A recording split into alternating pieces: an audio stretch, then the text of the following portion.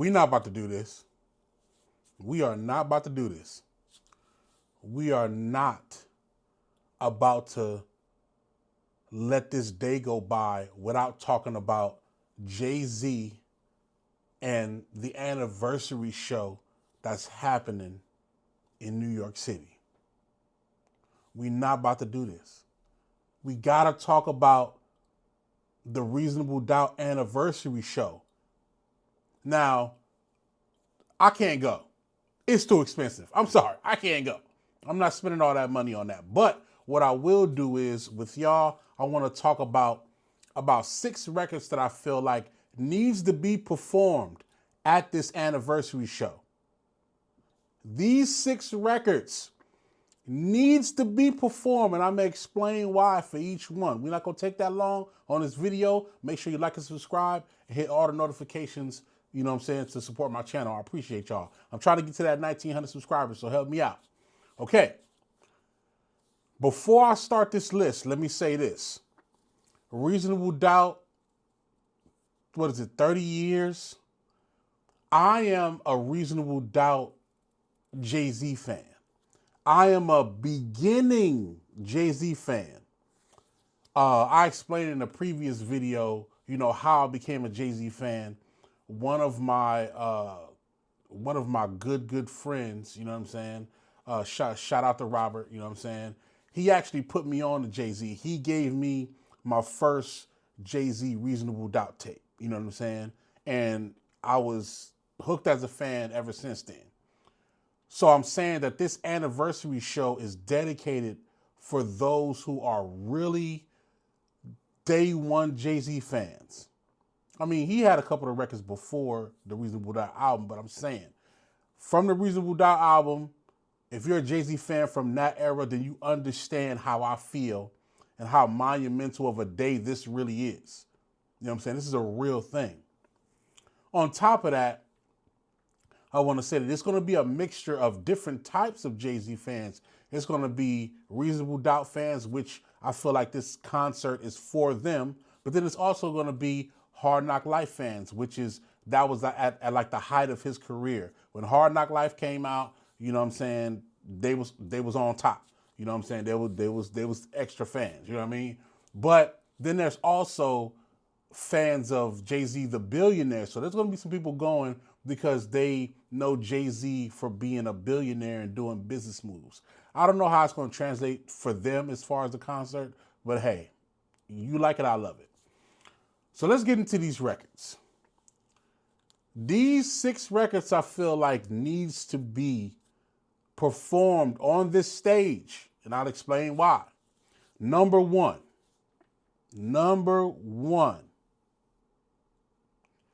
Can't Knock the Hustle.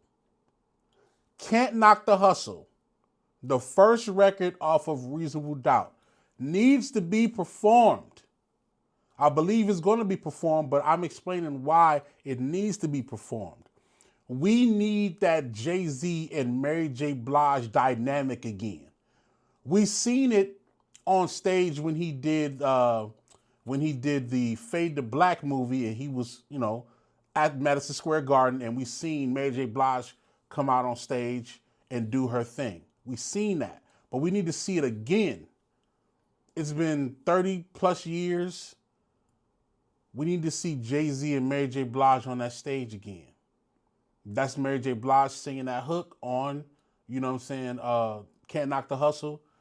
And Can't Knock the Hustle, like lyrically, if you hear what he's talking about, he was rapping lyrics that now, as Jay-Z being older and being a billionaire, it connects so effortlessly. It really connects. He's talking about, you know, serving like Sampras, play dead rappers like a campus, Latigra, son, you too eager. You ain't having it? Good, me neither. Let's get together and make this whole world believe us, huh? Like, we actually see that play out. We've seen him get together with his friends and make the whole world believe who he was. He rapped that before. So I definitely want to see Can't Knock the Hustle for sure on stage. Number two, We gotta see Ain't No Nigga with Foxy Brown. You gotta perform Ain't No Nigga, but you gotta perform it with Foxy Brown. Don't come out on the stage without Foxy Brown. I'm sorry. This is New York. This is Brooklyn. This is Ain't No Nigga. You gotta bring out Foxy Brown. You went to Philly at the Roots picnic and you brought out all the Philly artists. You brought out Beans. You brought out Freeway. You brought out the State Property. You did that. Now, you being in New York, you gotta bring out Foxy Brown. Ain't No Nigga was the first hit record for Jay-Z, or the first notable record that made people say, hey, let's watch this gentleman do his artistry. That was his first breakout. And Foxy Brown, to be perfectly honest, had the most memorable verse. Foxy Brown had the most memorable verse on Ain't No Nigga. So it's only right, if you're at the Barclays, you gotta bring out Foxy Brown. Why not? Why not? Why not? Bring out Foxy Brown, please. Perform Ain't No Nigga with Foxy Brown at the 30th anniversary. I don't care what y'all been going through. I don't care, what trials and tribulations. You call her, you bring her on stage. Okay, number three. My personal favorite. You got to bring out the Evils. You got to bring out the Evils. You got to perform the Evils. Dear God, I wonder, can you save me? Illuminati for my mind, soul, and my body. You got to perform that. That record resonates so much to what Jay-Z has been going through for the past 5 or 6 years. You can say, no matter what you want to say about Jay-Z, he's always been transparent about the things that he feels like people need to know from who he is as an artist. I'm not talking about business. I'm not talking about, Rock Nation. I'm talking about Jay-Z as an artist.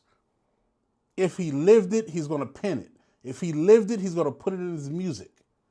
The Evils was a record. The record talks about how when you're living your life, in that time when he made the song, when he's living a drug life and, doing things in the streets, that there are some evils, the devils, there are some things that could come across your table, and depending on how you maneuver is depending on if you make it out that situation or not.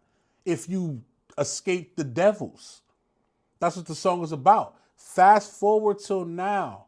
There's a lot of people throwing shots at him, throwing shots at his character, throwing shots at his company, throwing shots at him as a person. People claim that he's Illuminati. People claim that he's selling his soul, yada, yada, yada. So this is a perfect time to perform the Evils, to remind people of when you got so many others against you or saying things about you, how to maneuver through that. He says that in the song. That's what makes the song so prominent. And for him to perform that at the Barclays, remember, when he made this song, he made it somewhere in a, Brooklyn basement studio. And now it's translating to the Barclays Center on stage of a 30th anniversary of the Reasonable Doubt album. That's perfect energy and synergy for a record that you did 30 years ago to translate and mean just as much now as it did before. Why not? You know what I'm saying? The Evils is actually one of my favorite songs. Number 4, you already know what it is. You already know. I'm feeling it. Feeling the blessings on I'm always feeling it. Come on, man. You gotta do feeling it. You gotta do feeling it. I don't know if you can bring out the artist that sung feeling it on the hook. If you can, please do. If not, get somebody that can live up to the energy. But feeling it, we gotta do that. We gotta do that record. That was On the Yacht, Feeling Good. That's one of the records that I feel like a lot of women resonate with as well. Like on top of Ain't No Nigga, Feeling It was another record that became a favorite for the women. It Feel Good, that boom, boom, boom, boom, boom, boom, boom, boom, boom, boom, boom. The pianist that's on stage finna kill that. I already know that he finna kill that. Got to do Feeling It. Got to do Feeling It. The lyrics also potent.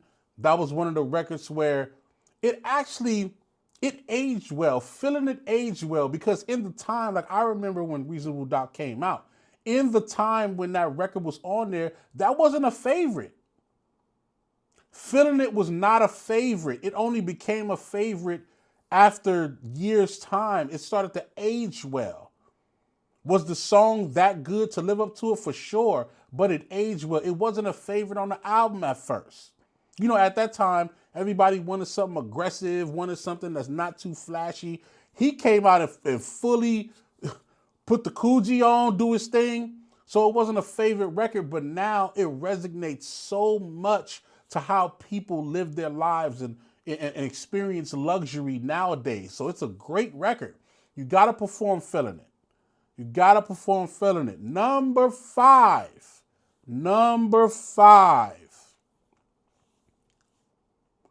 You have to perform one of my favorite records, The Coming of Age with Memphis Bleek. You gotta perform The Coming of Age with Memphis Bleek. That record right there was one of the dopest records to me in its time.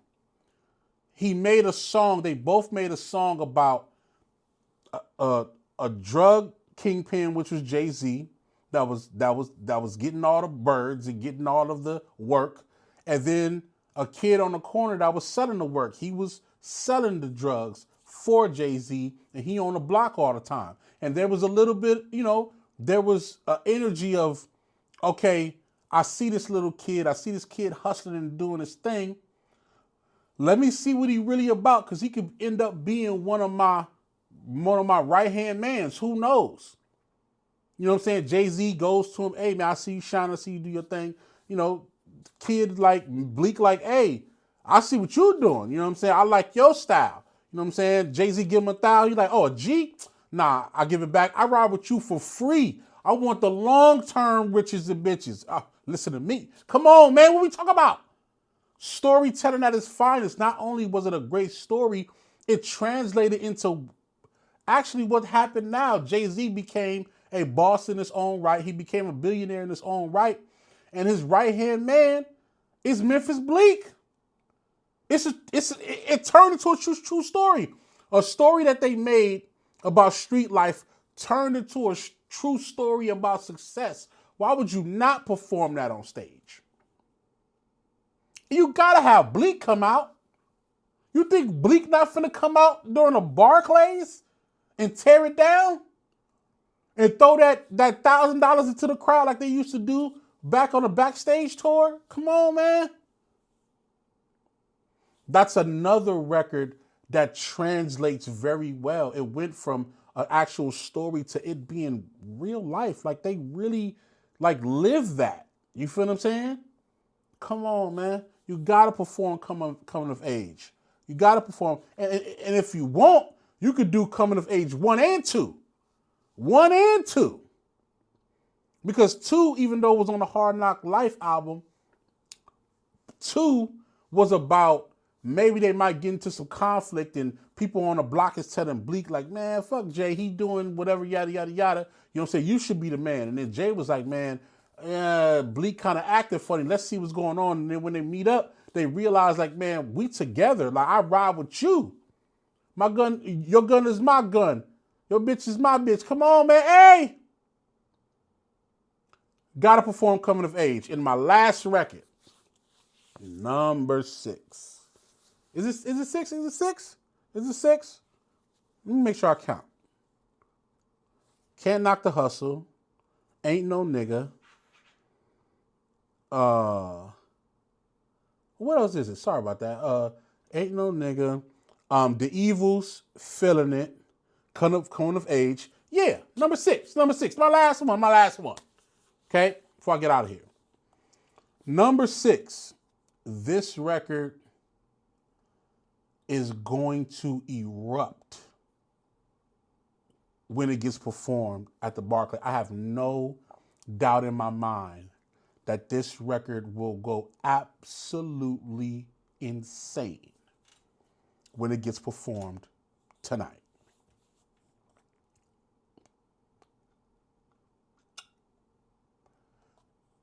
Dead Presidents. Dead Presidents will be on fire at the Barclays.